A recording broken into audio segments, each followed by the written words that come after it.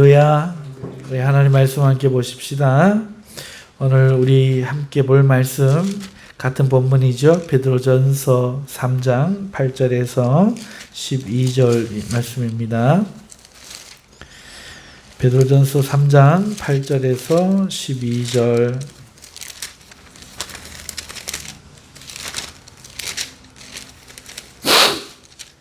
베드로전서 3장 8절에서 12절 우리 찾으셨으면 함께 봉독하십시다.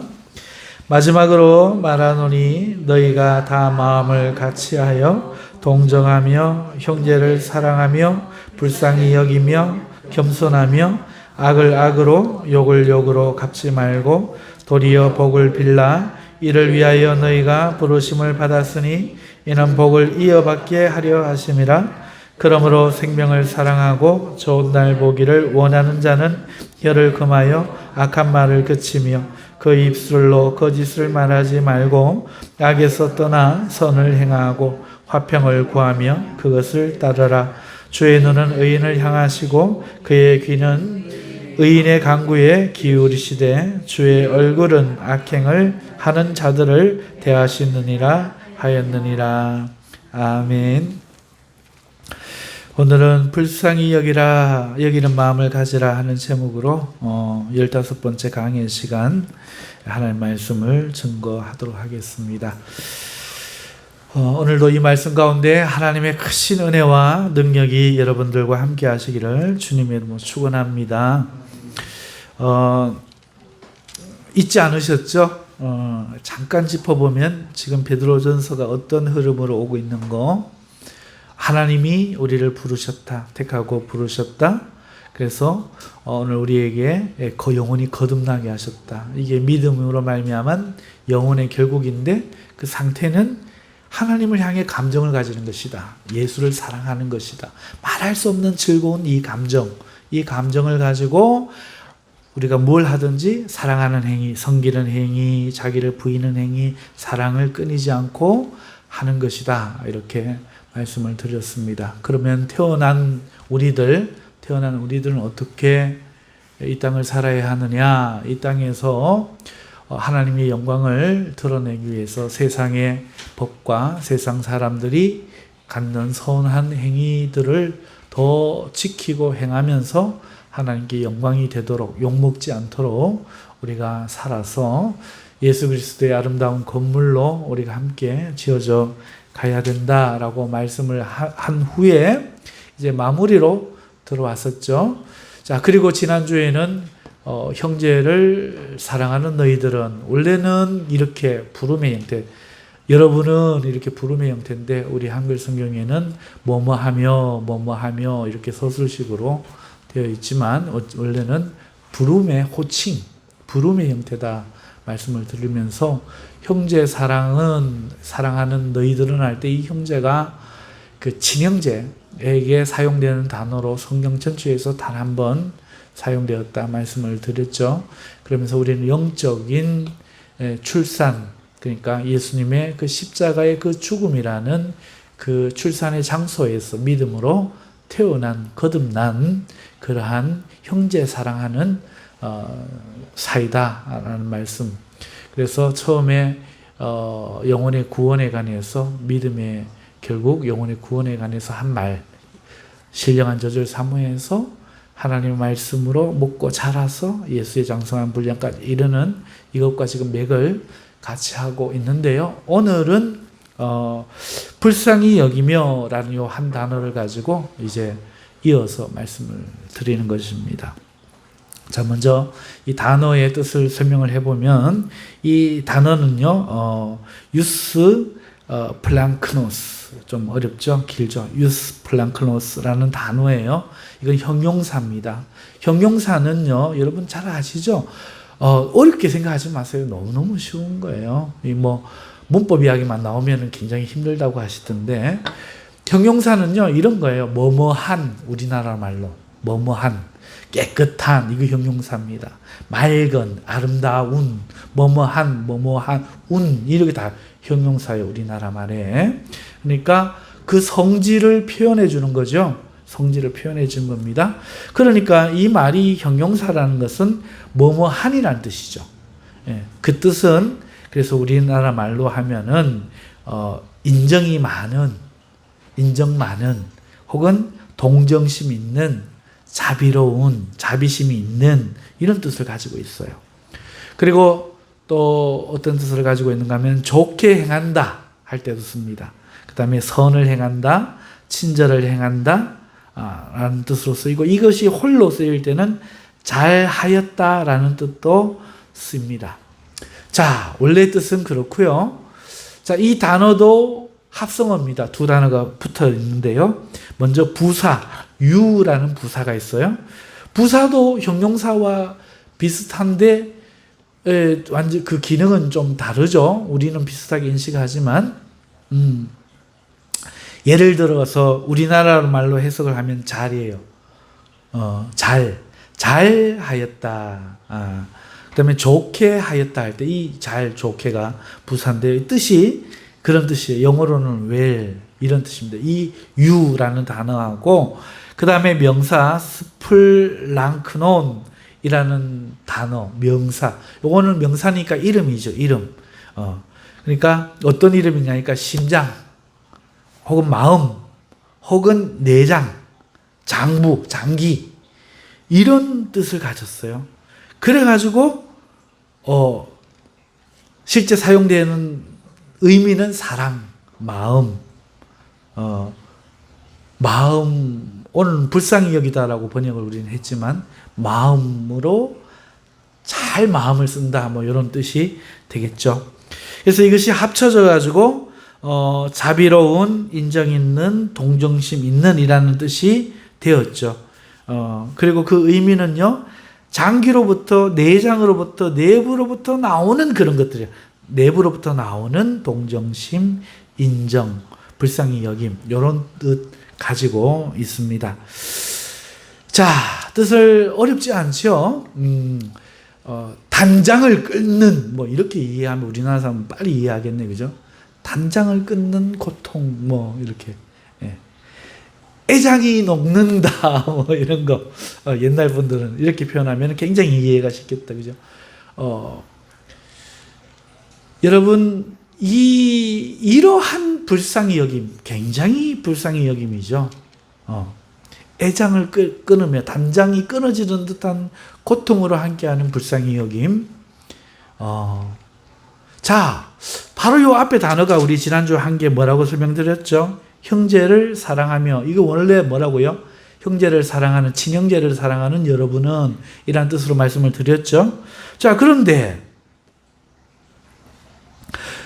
바로 앞 단어에서 친형제를 사랑하는 여러분을 해놓고 바로 그 뒷 단어에서 단장 끓는 불쌍히 여기는 여러분은 뭔가 좀 이상하죠. 에? 우리는 바로 앞 단어에서 오늘 우리가 영적으로 태어난 가족이며 실제 영적인 친형제며 삶에 돌아갈 공동체요, 고향이며 운명 공동체인데 이래놓고는 불쌍히 여기는 여러분은 이렇게 하니까 뭐지? 너무 극과 극이잖아요, 그죠? 너무 극과 극. 예, 장깨지라 그렇게 해두시는가 봐요. 사랑하는 성도 여러분, 그렇지 않아요? 좀 전에 친가족과 화기애애한 이야기 했는데 단장을 끊는 불쌍히 여김이 나오니까 뭔가 말이 우리 한글로 보면은 다 그 말이 이어지죠. 형제를 사랑하며 불쌍히 여기면 얼마나 그냥 유순하게 잘 이어집니까? 해석이 됩니까? 근데 원어를 딱 봐버리는 순간에 막 충격에 빠지는 거죠. 친형제의 사랑을 나누는 영적인 여러분 했는데 갑자기 애간장 끓듯이 내장으로부터 불쌍히 여기는 여러분은 이게 뭐지? 이렇게 생각이 들죠. 왜 불쌍히 여기라고 할까? 불쌍히 여길 부분이 무엇일까? 불쌍히 여길 일이 생기는가? 많은 의문들이 우리에게 듭니다. 자, 그러면 이 말의 의미를 우리가 생각해 보죠. 왜 불쌍히 여기라 말하는가? 오늘 이 땅에 사는 우리들이 늘 불쌍히 여겨야 될 존재들이기 때문에 그래요. 이 땅을 살기 때문에 그래요. 우리가 천국을 살지 않고 이 땅을 살아가기 때문에 우리는 서로를 불쌍히 여겨야 합니다. 첫 번째 이유는 이 땅에서 살아가기 때문에. 사실 우리는 하나님의 권속이에요. 친형제라고 지금 이야기하고 있죠. 하나님 우리 아버지예요. 그리고 그렇다면 여기가 하나님 나라라면, 하늘나라라면 사실 불쌍히 여길 일은 없죠. 왜냐하면은 불쌍히 여길 일이 생기지 않겠죠. 네. 그런데 문제는 우리가 하나님의 식구로 태어났지만 이 땅에서 믿음으로 영혼이 거듭났지만 우리의 몸은 아직 이 땅에서 살고 있기 때문이며 구원이 이루어진 것이 아니라 온전한 구원을 기다리면서 살기 때문입니다. 이 부활의 몸이 사망의 몸을 가지고 이 땅에서 살아가야 하기 때문이며 우리의 이 지식과 인식도 잘못된 부분과 부족한 부분이 해결되거나 채워지지 않고 살아가야 하기 때문에 그렇습니다. 그래서 불쌍해요, 우리는. 그래서 우리는요, 하나님의 식구가 되었음에도 여전히 이 땅의 문제들로 불쌍한 존재들이다 하는 겁니다. 그냥 불쌍한 게 아니라 단장 끊는 불쌍함. 내부 장기로부터 공감이 되어지는 불쌍함. 이 땅을 살기 때문에 그렇다는 것이죠. 그러면 이 땅을 사는 것이 왜 그렇게 고통인가? 많죠. 그냥 있어도 고통이에요. 하지만 이 땅은요, 아직 죄를 짓고 거역하는 세상이에요. 오늘 우리는요, 하나님의 자녀로서 이 땅에 아직 죄가 주장하는, 하나님을 아직도 거역하는 세상 가운데 오늘 우리는 살아가야 하는 겁니다. 여러분, 우리가요, 다른 사람들과 살아야 한다는 것, 이 어감을 이렇게 말하니까 잘 안 느껴지네요. 우리가 나와 다른, 나하고 완전히 성질과 습성과 생각이 다른 사람과 함께 있는 것, 그리고 그와 함께 살아야 한다는 것, 지내야 한다는 것은요, 고통을 겪어야 한다는 걸 의미하는 거예요. 고통을 겪어야 한다는 것을 의미하는 겁니다. 아이고 반가워라가 아니에요. 만나는 순간부터 지옥이 시작되는 겁니다. 오죽하면 나와 다른 여자를 만나 결혼은 인생의 무덤이다, 이렇게 말을 할까요? 그거는요, 화장법이라고 우리는 말하고 싶은데 어떤 사람은 아니라 그래요. 진짜 인생의 무덤입니다, 이렇게 말을 할 정도로 결혼이 고통스럽다 말을 하잖아요.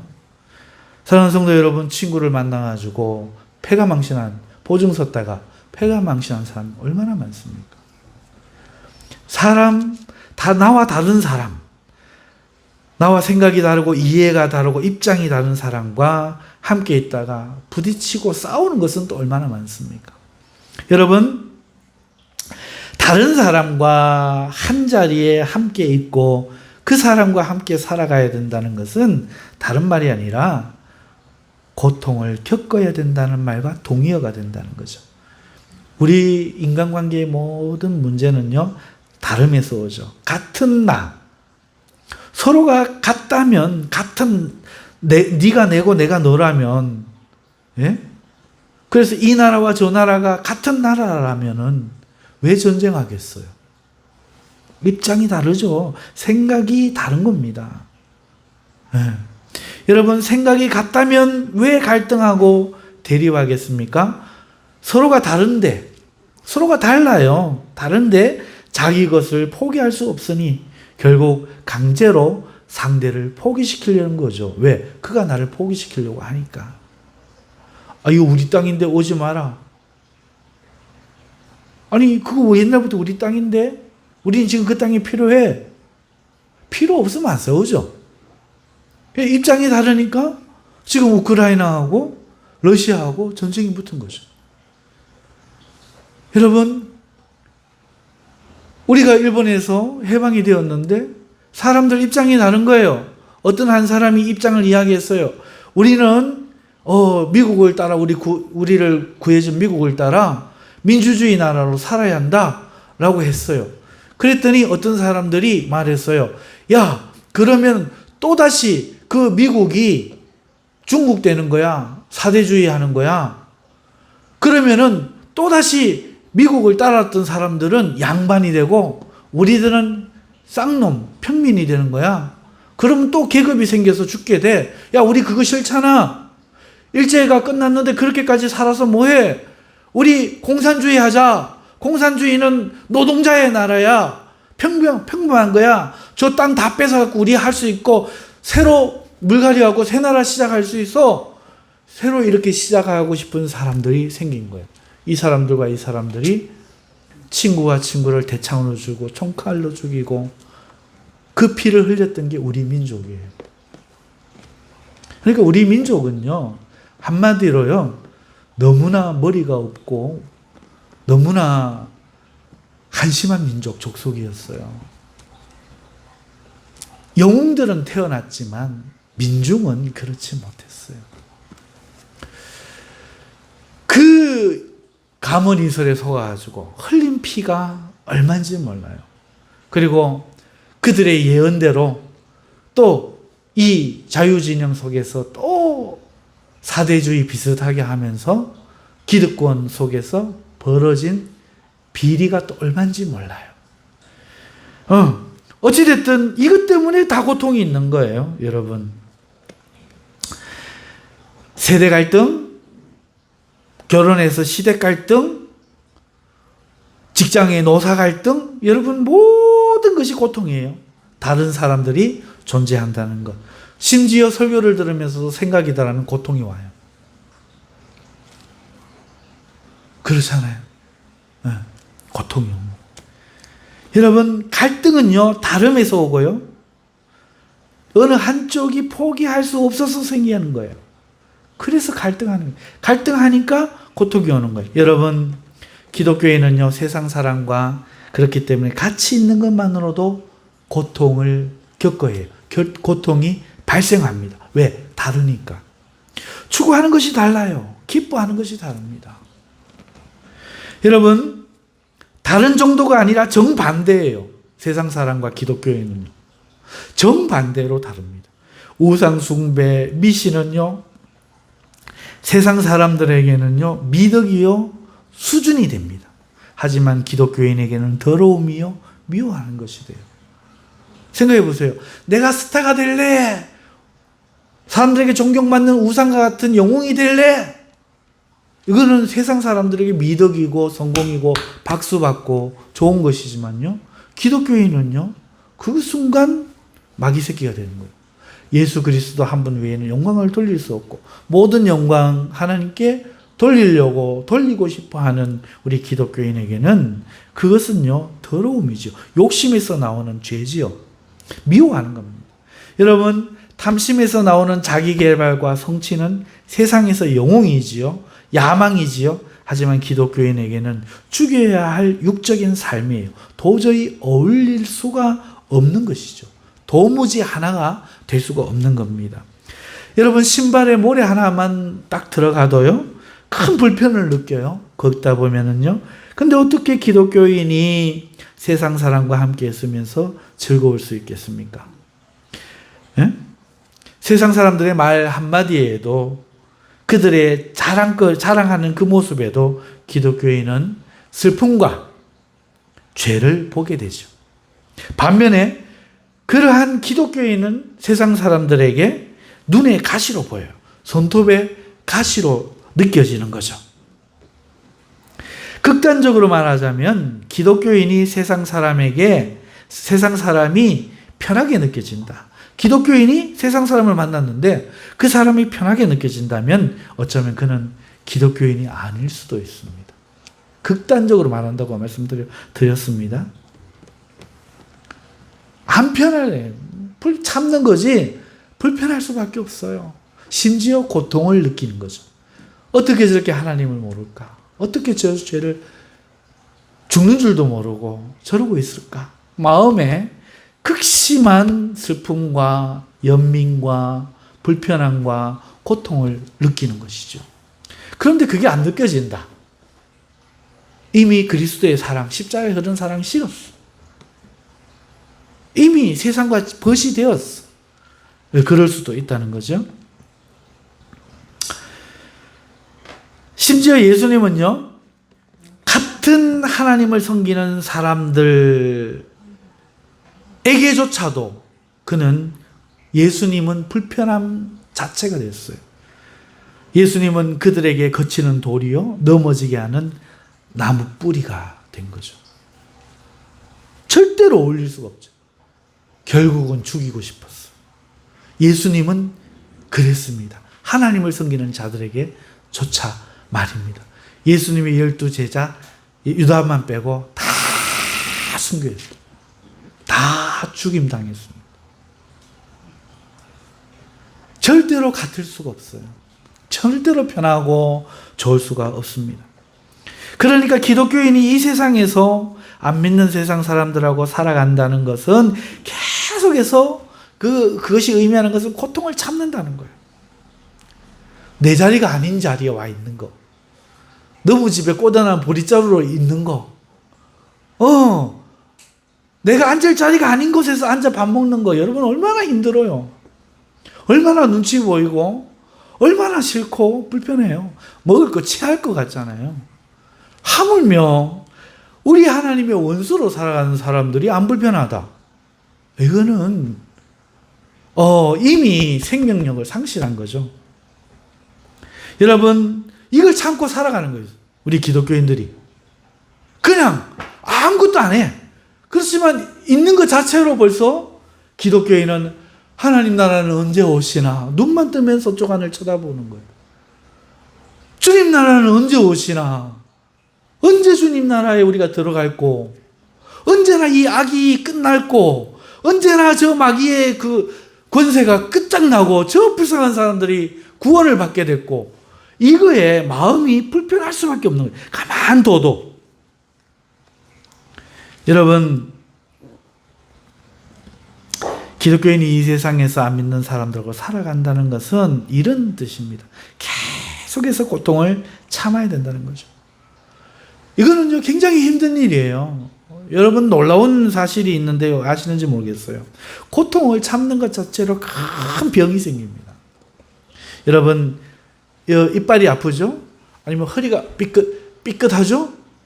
이빨 하니까 여러분 별로 안 느껴질 것 같은데, 허리 아픈 사람들이 주위에 좀 있었을 테니까 예를 들어 볼게요. 허리가 여기가 무슨 이유든지 간에 허리가 아파서 이러잖아요. 그러면요, 즉시로 허리는 망가지기 시작합니다.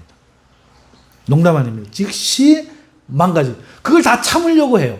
어떻게 하는 줄 압니까? 참으려고 다른 쪽에 힘 줘. 이쪽에 힘 안 주려고 해. 그러다 다른 쪽도 파괴가 돼.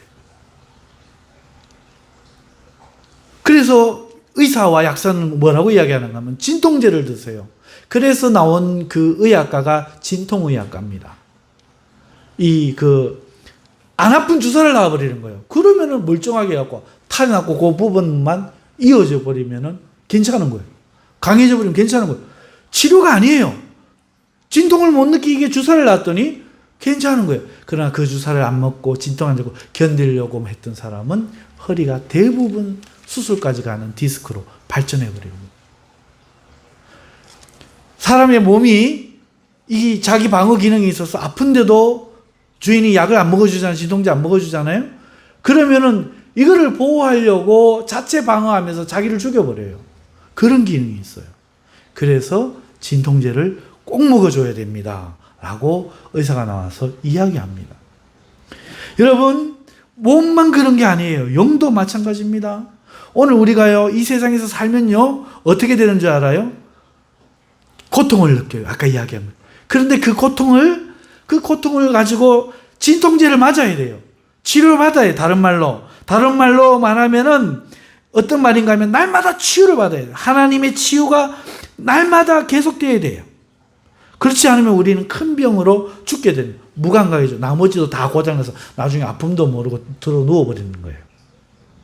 기도의 자리에 나아가 예배의 자리에 나아가 아픈 마음을 내어놓고 날마다 하나님 앞에 치유함을 받아야 돼. 하나님은 치유하는 하나님이셔요. 날마다 은혜를 받아야 우리가 살 수 있는 거예요. 고통 자체가 있는 거예요. 그래서 예배 자리에 나가서 아픈 마음을 내어놓을 때 어떻게 됩니까? 치유받는 거예요. 다시 나가서 싸울 수 있는 힘이, 그 고통을 견딜 수 있는 힘이 생기는 거예요. 그런데 예수님이 다 오셨어요. 이 땅에 오셨어요. 오셨는데 바리새인, 서기관, 제사장 이런 사람들, 우리는 의인인데 이러는 거예요. 우리는 고통을 못 느낍니다. 이러는 거예요. 그러니까 예수님이 이야기하는 거예요. 야, 그럼 너희는 나 필요 없네. 의원이 필요 없네. 의원은 아픈 자에게 필요한 거지. 이러고 자기가 죄에 대해서 고통을 느끼는 사람, 그 사람한테 가신 거예요. 사랑하는 성도 여러분, 그러니까요. 정상이 뭐냐? 정상 이야기해 드리는 거예요. 정상. 모든 기독교인은 거듭나는 순간에 디스코테에 가서 춤추고 딴딴거리고 막 이러면요, 그전에 그렇게 좋았는데 그게 너무너무 싫은 거예요. 그 밤문화가 너무너무 싫고 술 먹고 놀고 욕하고 누구 험담하는 게 막 싫어지는 거예요. 그걸 내 친구들이나 내 가족이 참고 견디지 못해 교회 와서 눈물로 울고 불쌍히 여기면 기도해 주는 가운데 치료를 받는 겁니다.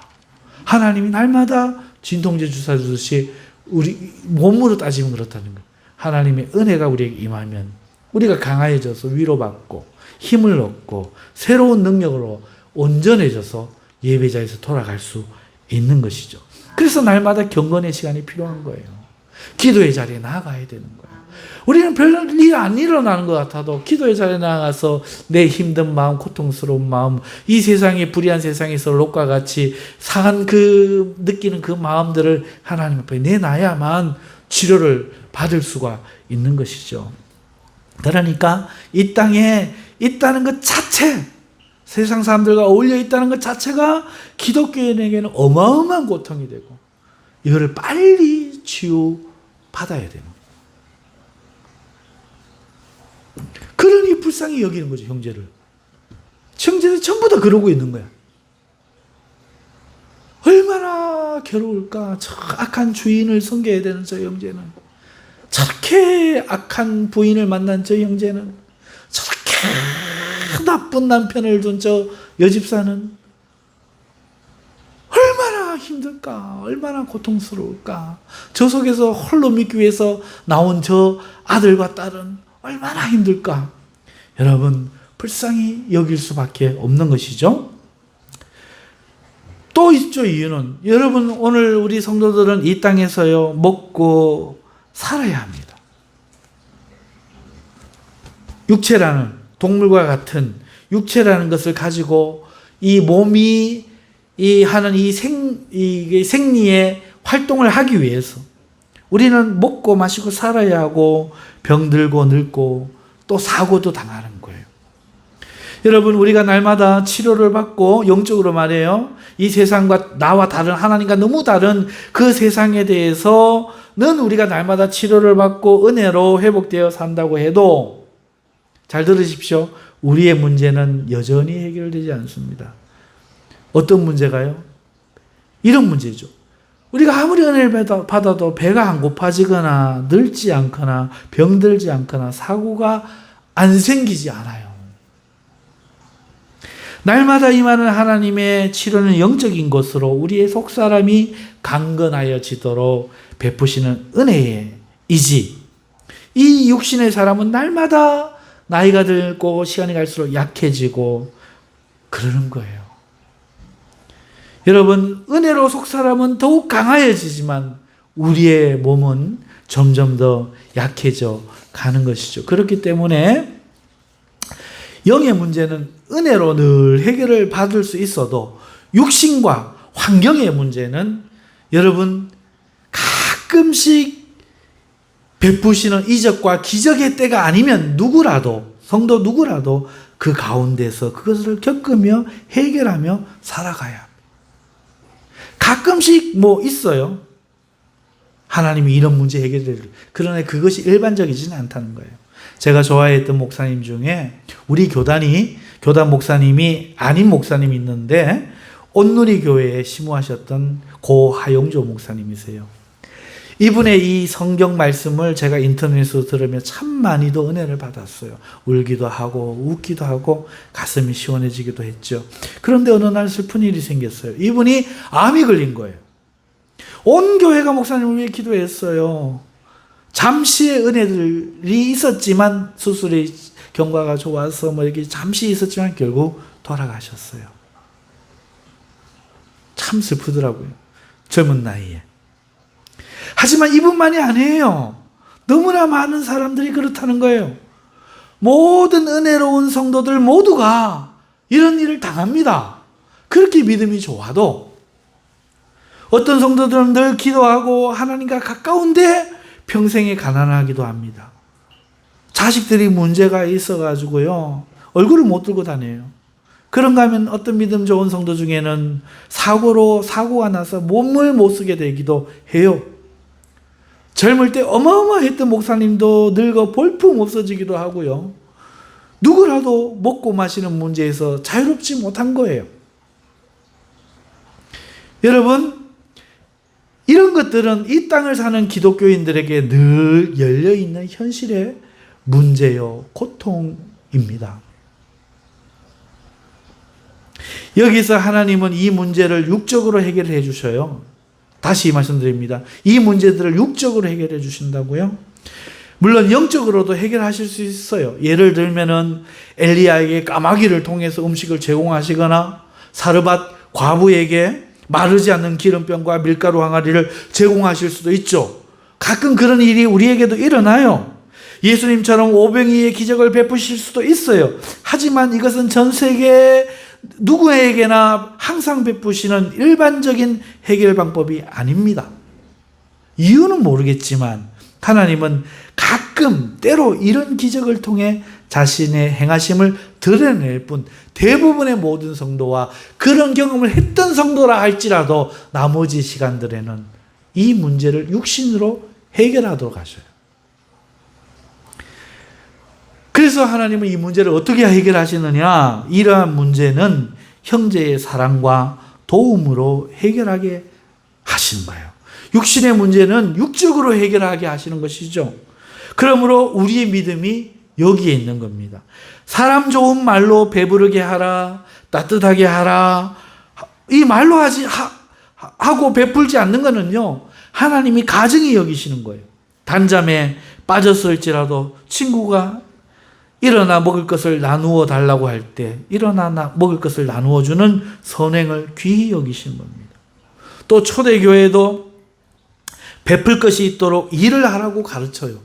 여러분, 일하는 목적이 세상 사람과 교인이 완전히 다릅니다.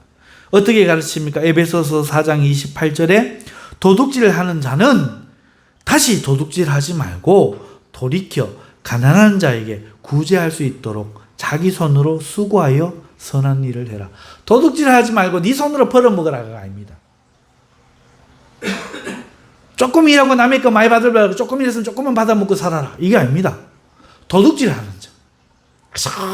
눈치 보고 사장님 안 볼 때는 놀다고 엄마 소리만 들리면 어떻게 알아질라가 막 부지런하고 꼭 난 밥 먹으러 다 갈 때 안 가고 지 혼자 남아서 5분씩 일 더 하고, 아우, 이런 사람들 많거든요. 진짜 이런 사람들 많습니다.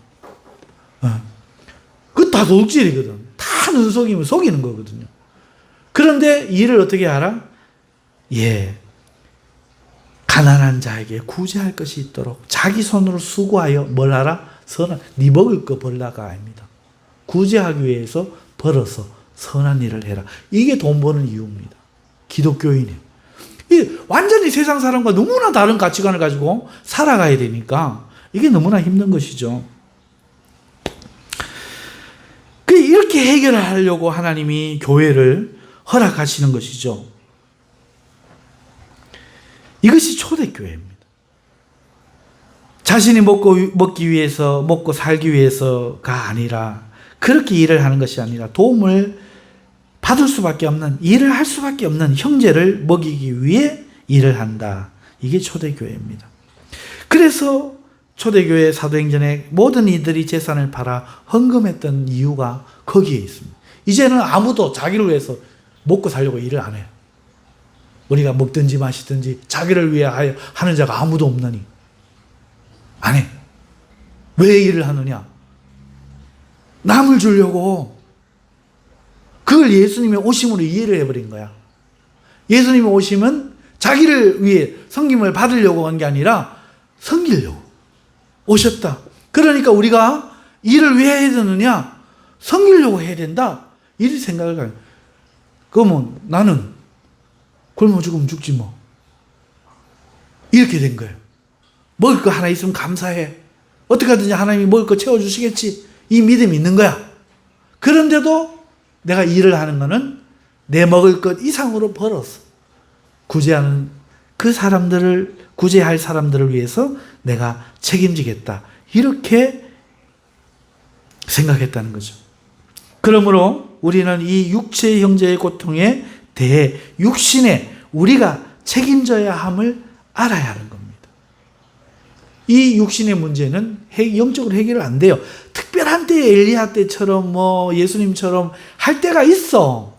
우리 개인에게도 하나님이 막 기도했더니 막 등록금 보내주시고 막 어디서 갑자기 찾아와갖고 돈 주시고 이럴 때 있다니까. 우리도 다 경험했거든요. 그렇지만 대부분은 어떻게 하느냐?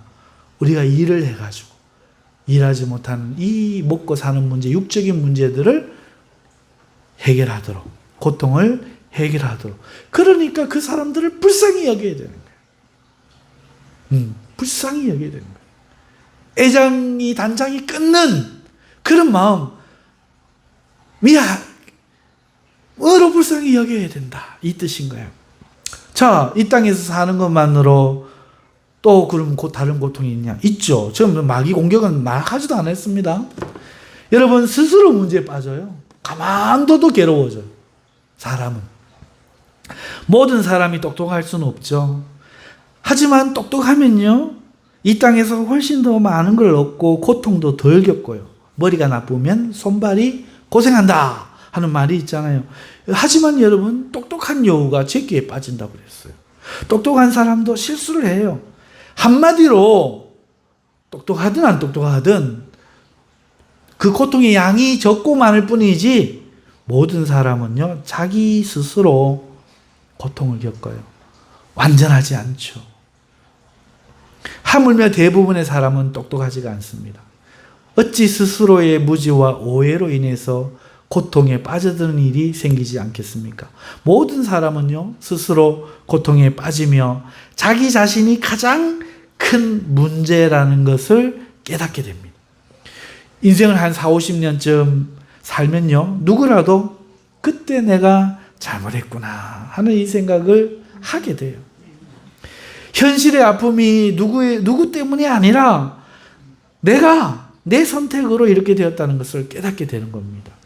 내게 지식이 없었고, 용기가 없었고, 능력이 없었고, 선택을 잘못했다. 그때 내가 너무 게을렀다. 그때 내가 너무 교만했다. 생각이 드는 것이죠. 여러분, 그러다 보면요, 제일 미운 사람은 이제 남이 아니라 자기 자신이 돼요. 자기 자신이 돼요. 그냥 스스로 괴로움에 빠지는 거예요. 고통에 빠지는 거죠. 여러분, 이것은 신앙 이야기 아닙니다. 제정신을 가진 일반인들의 이야기를 지금 하는 거예요. 여러분, 어쩌면요, 고통 중에서 가장 큰 고통은 이것일지 몰라요. 자기를 미워하는 고통. 여러분, 우울증, 조울증, 공황장애, 많은 정신적인 병들 이야기를 아시죠? 특히 대한민국에 얼마나 많습니까? 그죠? 여러분, 이 모든 정신적인 병들이 자기 자신에 대한 불신에서 온 겁니다. 명의 빌려주고 크게 부도가 났던 김구라나 박수홍이나 여러분 그거 아니더라도 우리 이야기만 생각해봐도 아이고 죄송합니다. 생각해봐도 알잖아요. 여러분, 여러분, 정신적인 병들이 어디에서 오느냐? 자기 자신에 대한 불신에서 와요. 마음이 강하면요, 결코 정신은 병들지 않아요. 절대로 병들지 않습니다. 잠언 4장 23절에 모든 지킬 만한 것 중에 더욱 내 마음을 지키라. 생명의 근원이 이에서 남이니라 하셨어요. 마음이 강한 자, 정신이 강한 자는 절대로 정신병에 들지 않습니다. 위기가 곧 기회가 됩니다. 그것으로 전화 이복이 됩니다. 신앙인이 정신병에 들지 않는 이유가 여기 있습니다. 자신을 믿는 것이 아니라 하나님을 믿기 때문에 그렇습니다. 신앙인도요, 수없는 마귀의 공격을 받아요. 신앙인도 스스로의 결함과 문제로 고통에 빠져요. 마귀가 그걸 더 공격하는 거죠. 마귀는 그 점만 노려요. 하지만 신앙인은요, 깊은 자기 후회와 뉘우침과 가슴 아픔 속에 들어갈지라도 안 망해요. 왜? 십자가의 사랑에서 힘을 얻게 되기 때문에 그렇습니다.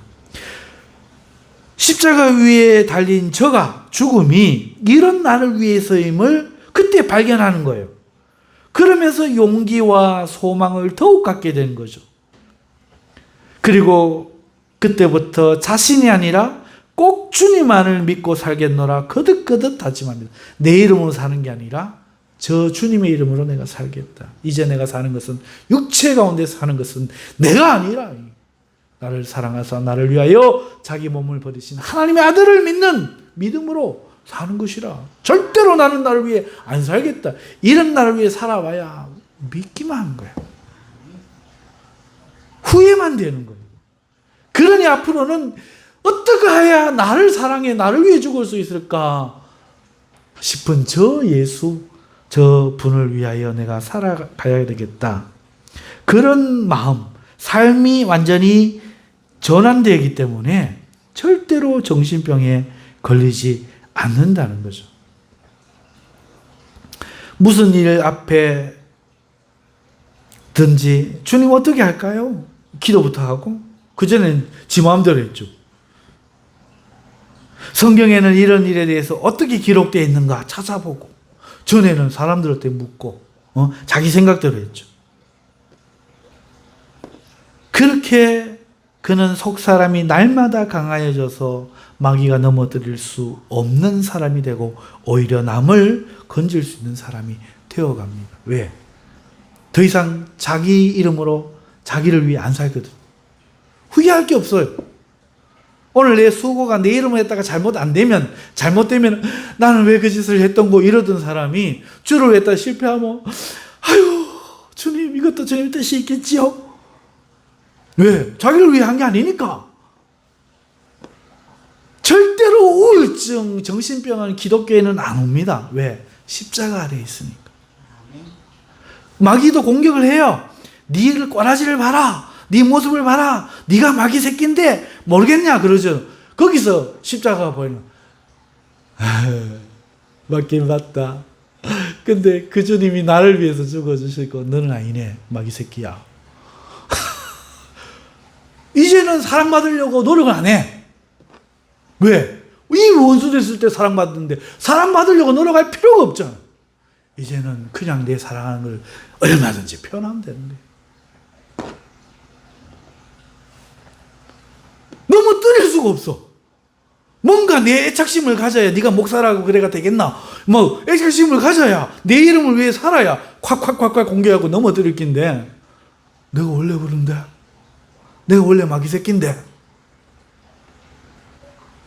나는 이제 주를 위해서 할 건데 이렇게 생각해버리면 그 주님이 보이면 더 이상 정신적인 병으로는 우울증으로는 걸리지 않는다는 거죠.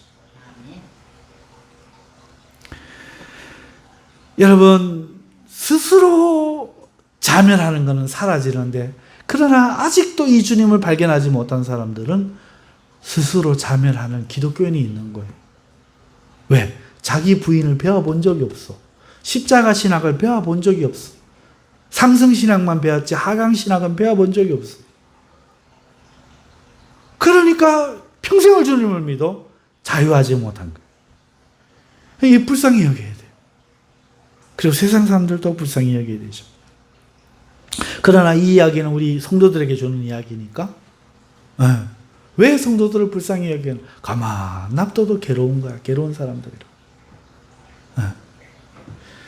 그 다음에요. 또 고통의 문제는요. 관계가 틀어지는 거예요. 여러분 인간관계를 말하는 거예요.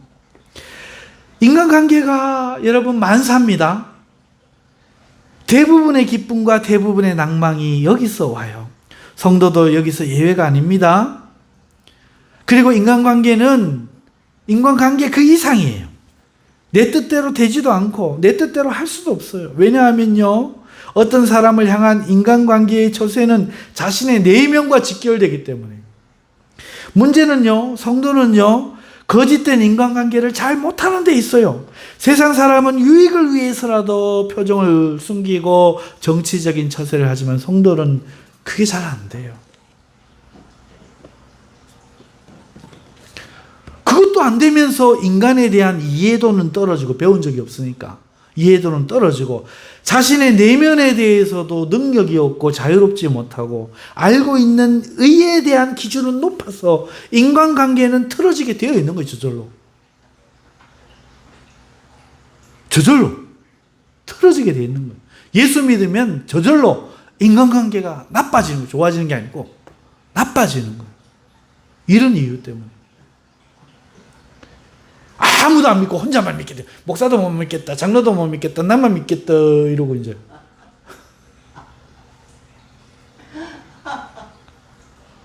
합정도 못 믿겠다. 성갑도 못 믿겠다. 저 교회도 못 믿겠다. 나만 딱. 예수 믿으면 이렇게 돼요. 인간관계가 틀어지기 때문에 그래요. 왜 틀어집니까? 설명을 드렸죠. 내 내면의 상태가 옳지 않기 때문에. 그래고 한국에 한때 어떤 게 유행해서 내적 치유의 세계, 내면을 치유하라 뭐 이런 게 막 한 20, 30년 전에 휩쓸고 지나갔잖아요. 너도 나도 그랬던 거죠. 그 상한 마음에서부터 온다.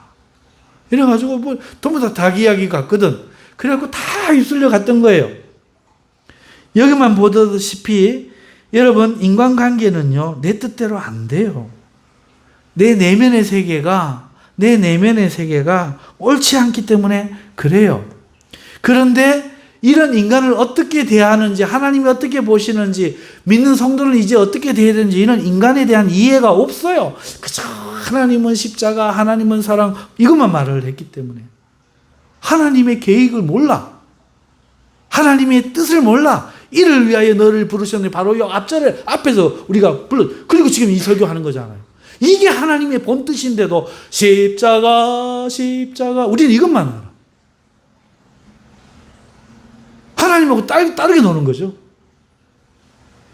인간에 대한 이해도 없고 이해도도 떨어지고 자신의 내면에 대해서 능력도 없고 자유롭지도 못하고 알고 있는 의의 기준은 얼마나 높아지는지. 안 섭섭하던 것도 이제 섭섭해.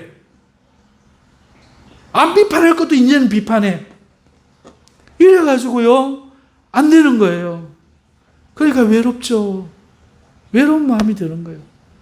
기독교인 중에도 나랑 생각이 같은 사람이 없다 싶은 생각이 한 50대 되면 드는 거예요. 여러분 외로움은 병입니다. 그리고 그 마음속에는 다 미움이 있어요. 네가 어떻게 그럴 수가 있냐. 이 미움이라는 병이 있습니다. 여러분 외로움은 하나님 지은 것이 아니에요. 하나님은 처음부터 아담에게 돕는 자를 주셔서 외롭지 않게 하셨습니다. 안 그래요? 그리고 돕는 자를 볼 때 아담의 마음은 너무도 기뻤잖아요. 내 살 중에 살이요 내 뼈 중에 뼈란 말 그 뜻은 그만큼 기쁘고 마음에 든다 흡족하다 이 소리예요. 하지만 범죄 후에는 저 여인 때문에 내가 망했다고 미워하잖아요. 여러분 외로움도 미움도 죄로 말미암아 온 영혼의 병인 것입니다. 범죄 후에 아담이 나무 아래 숨었듯이 모든 이 병든 영혼들은요 홀로 이기를 원합니다. 그래서 숨는 거예요. 숨기를 그게 편한 거예요. 인간이 여러분 그 피하는 방법은 육신적으로요 사람들 사이에 숨기도 해요. 난 사람들하고 같이 있으니까 아니에요.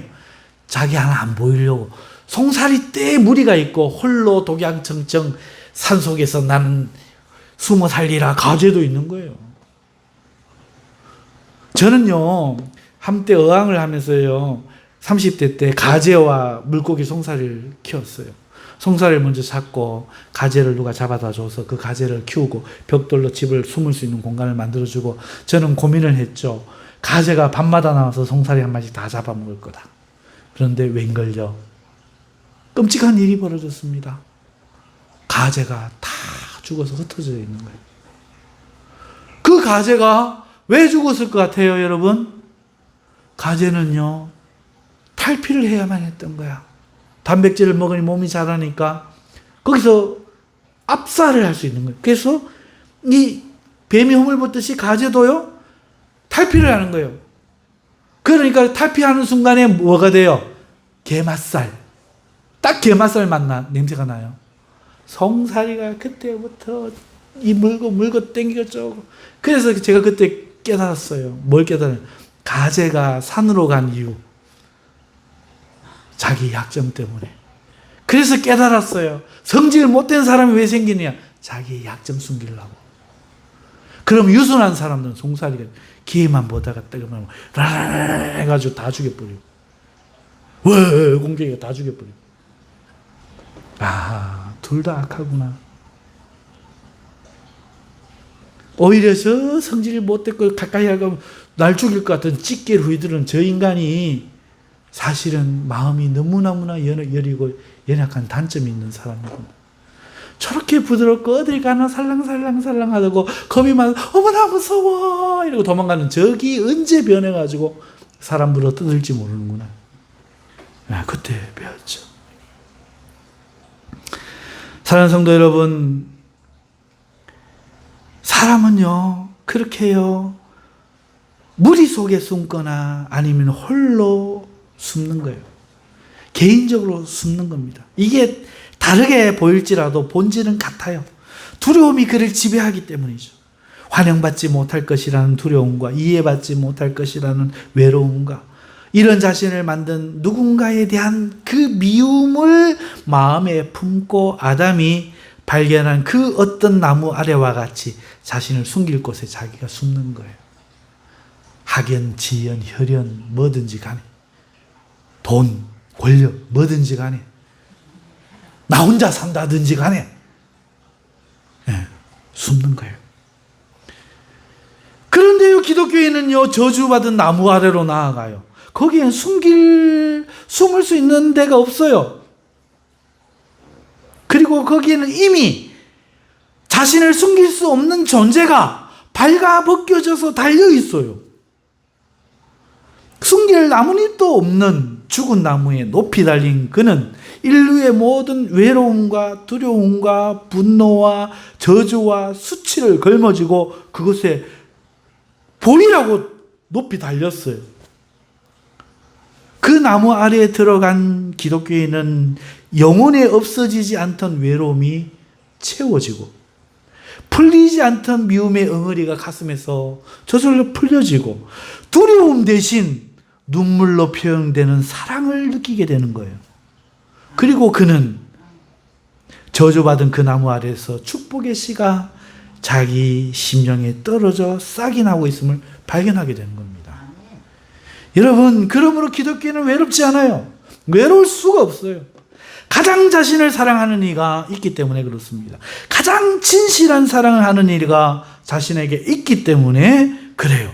그 사랑을 발견하는 이들은 언제나 기도의 자리에 달려갑니다. 세상에서 힘들고 지칠 때, 놀랍고 두려운 일을 볼 때 그는 가장 먼저 그 나무에 달리셨던 이에게 달려가는 거예요. 그리고 자기 마음을 털어놓죠. 그리고 위로받습니다. 그러나 어떤 이들은 이걸 몰라요. 아직 생명의 지식에 다다르지 못했기 때문입니다. 먼저 믿는 성도들은요, 이러한 고통에 시달리고 있는 형제를 불쌍히 여겨야 됩니다. 아직 잘 두려워서 구원 못 받을까봐 구원의 확신이 있습니까? 예! 나는 구원 받는다고 믿습니다. 예! 이러는 거예요. 너그리 개판인데 원래는 우리가 개판이에요. 이런 사람 없어요. 자기 허물을 부끄럽지 않게 내놓고 나를 사랑하시는 주님을 이야기하는 존재가 없어요. 심지어 설교 자리에서 내가 옛날에 성경책 찢어서 담배 피우며 먹는 얘기 이런 거 말하면요, 그게 그렇게 자랑스럽습니까? 이래요. 그건 뭐 자랑스러운 일이라고. 절 자랑한 게 아니고 주님을 자랑한 겁니다. 사랑하는 성도 여러분, 그러니 우리는요 고통스러울 수밖에 없죠. 여러분, 그런데요 신앙에도 문제가 생겨요. 이 땅을 사는 성도들을 신앙에요 많은 문제가 생깁니다. 신앙이 항상 빛 가운데 있고 넓은 길을 가는 게 아니에요.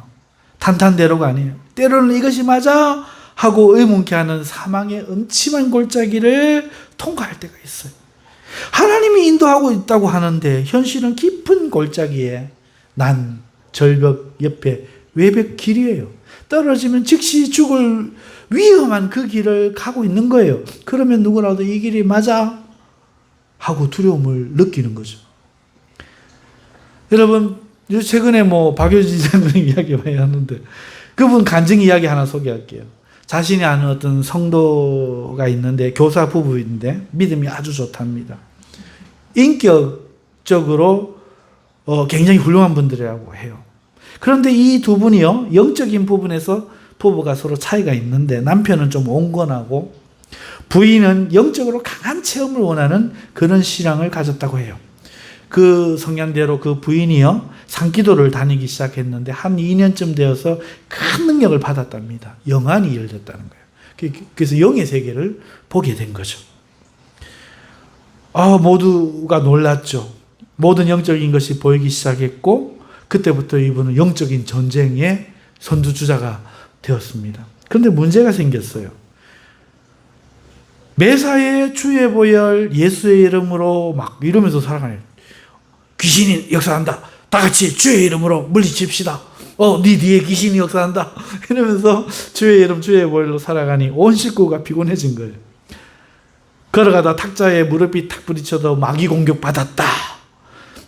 컬록컬록 기침해도 귀신이 공격한다 하면서 예수의 이름을 물리치고 보혈을 뿌리는데 온 식구가 무서운 거죠. 처음에는 좋던 그것이 우리 엄마 은혜 받았어 했던 그것이 끔찍해지기 시작했어요. 그래서 남편이 보다 못해 이 박장로님을 찾아가 기도를 부탁한 거죠. 나 그런 사람 아닌데 그래도 우리를 잘 알고 하니까 한번 기도해 주세요. 이래가지고 가서 부인을 만났는데 보니까 막 이야기를 하면서도 예수의 발라 막 신경이 날카로워가지고 막 그래갖고 이러고 있는 거야. 그래서 이 장로님이 우리 옛날 이야기 좀 해봅시다. 그거 생각나요? 그러면서 옛날 이야기를 하니까 그 옛날 이야기 하는 동안에 웃기 시작하는 거예요. 옛날 이야기 하는 동안에 이제 그 보혈이 그만 좀 덜 나오고 예수의 이름이 좀 덜 나오는 거예요.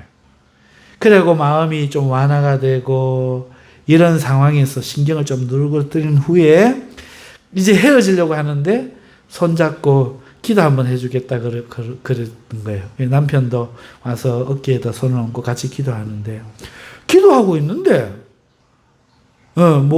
무슨 다른 기도 했겠어요. 그냥 기도하고 있는데 여집사님에게서 갑자기 막 뭔가 울룩불룩 막 솟아나오는데 또 나왔다 들었다 하는데 이게 느껴진다는 거예요. 기도하다가 손으로 막 느껴진다는 거예요. 그래 어떻게 이제 기도를 이제 마쳤죠. 어떻게 기도를 마쳤어요.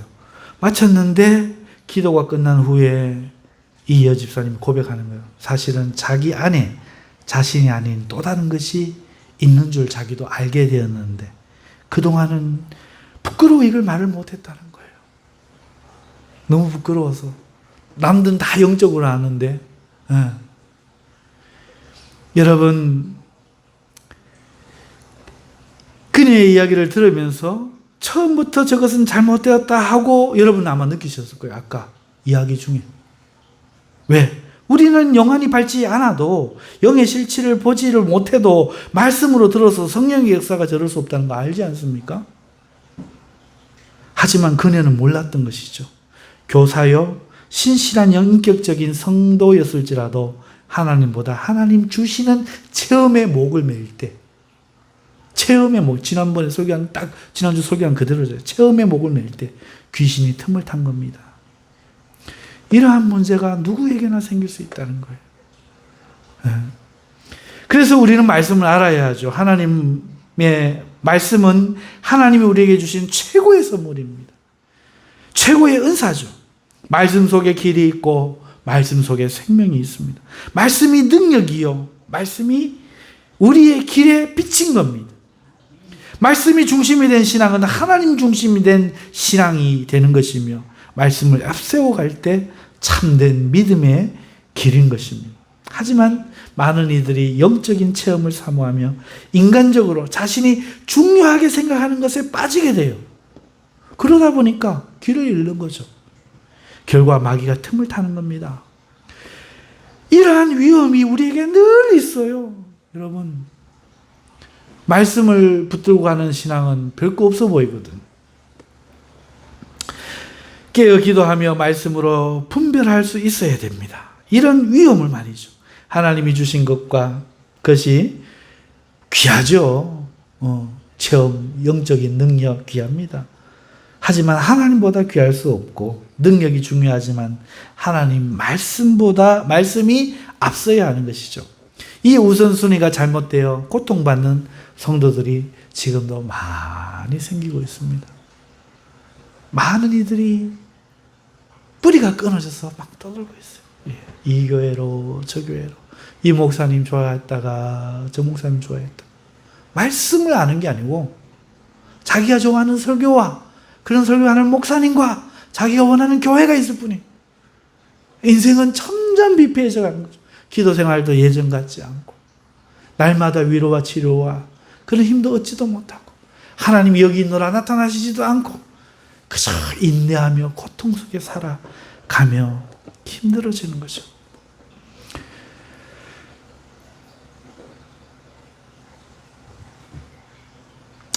여러분, 그런데 이런 사람들은 또 착각에 빠집니다. 그녀처럼요. 딴 사람들 뭐라 하겠어요? 귀신을 못 봐서 저렇게 너희들은 평안하다고. 오히려 자신은 오해하는 거죠. 너희가 평안한 거는 야 귀신도 못 보니까 그 짓을 하는 거고 나는 귀신을 보는 자로서 그렇게 평안할 수가 없다. 이렇게 오해하는 거죠.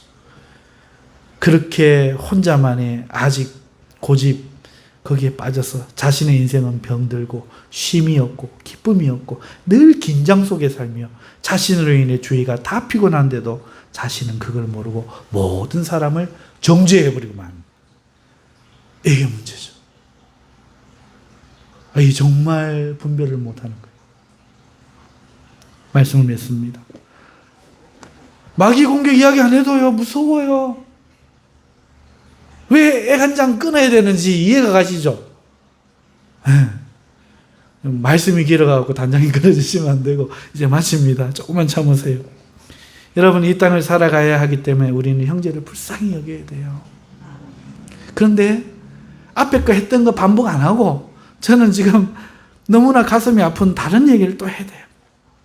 우리는 이미 받은 이 구원 그리고 믿음과 거듭남을 붙들고 몸의 구원을 기다리며 불의한 자들과 함께 이 땅을 살아가야 하죠. 이 땅에 거해야 하는 것 자체가 고통이고 우리도 날마다 하나님의 위로와 치료와 세임을 받아야 한다고 말씀을 드렸습니다. 그리고 승리하기 위해서는 경건의 생활이 없이는 이 승리는 불가능한다고 말씀을 드렸어요. 그럼에도 많은 기독교인들이 경건의 생활이 없이 평안하게 살아갑니다. 이걸 말씀을 마지막으로 한 번 더 드려야 돼요. 많은 그리스도인들이 경건의 생활 없이 평안하게 살아갑니다. 그것은 이미 그들이 병들었기 때문이에요. 요즘 마약이 심각하죠? 마약 문제가 심각한 사회 문제죠? 학생들에게까지 파고들었다는 거예요. 너무나 쉽게 구할 수 있다는 거예요. 뉴스에 나오는 한 여학생은 13세부터 마약을 접했다고 합니다. 하지만 그 마약을 손대는 순간에 인생이 끝난다는 이 사실을 친구들에게 말해주고 싶다고 뉴스에서 이야기를 했어요. 여러분, 마약을 접하면요 깬 후가 가장 괴롭다고 합니다. 마약을 끊으려고 해도 그 고통에 끊기가 힘들고 수면제를 먹고 잠만 청해야 될 정도라고 해요. 몸무게는 극도로 줄어들고 신경은 마치 마늘 다지기로 다지는 듯한 고통을 느낀다고 하죠. 그래서 마약을 끊기가 어렵답니다. 여러분, 세상에 있는 것만으로도 고통을 느끼기 때문에 하나님의 앞에 가서 이 치료를 받아야 되는데, 그게 바로 경건인데, 이 경건함을 추구하기를 끊으면요, 여러분 곧 심령이 불안하고 경고등이 들어오기 시작해요. 삑삑 돌아가고 경고 소리가 납니다. 그것은 건강한 그 사람이 아닐 수도 있다는 위험 신호예요.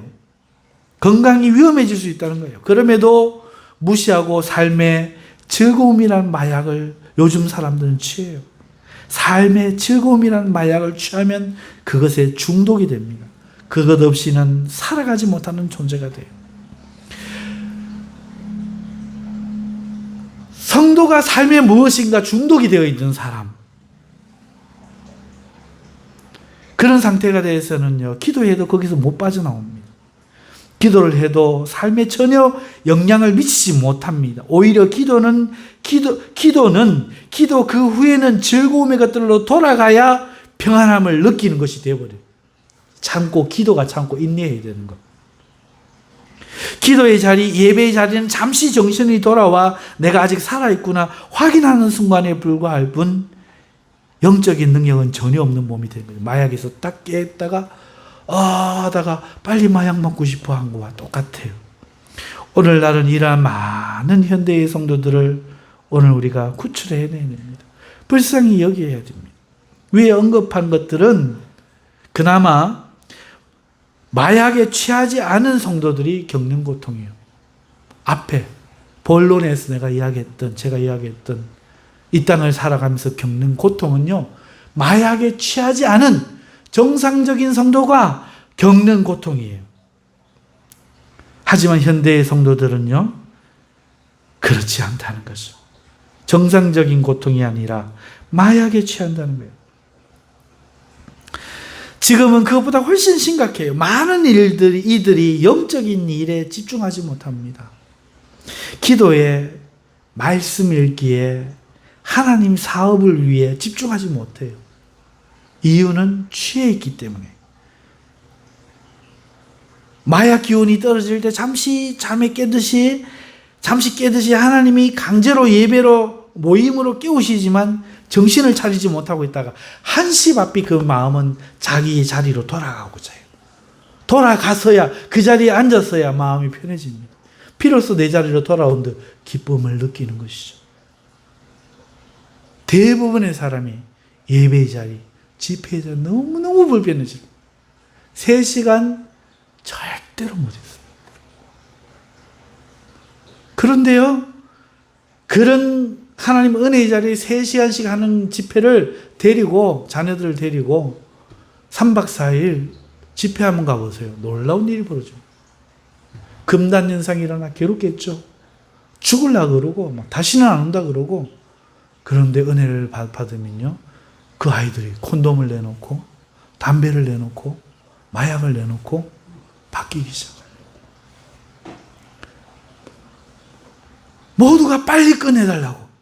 모두가 빨리 돌아가는 데만 정신이 있는 거죠. 왜? 이거는 잠시 거쳐가야 될 과정, 목적이 아니고 내 삶에 내가 중독되어 있는 삶, 내가 중독되어 있는 재밌는 일, 내가 있어야 될 자리가 있다는 것입니다.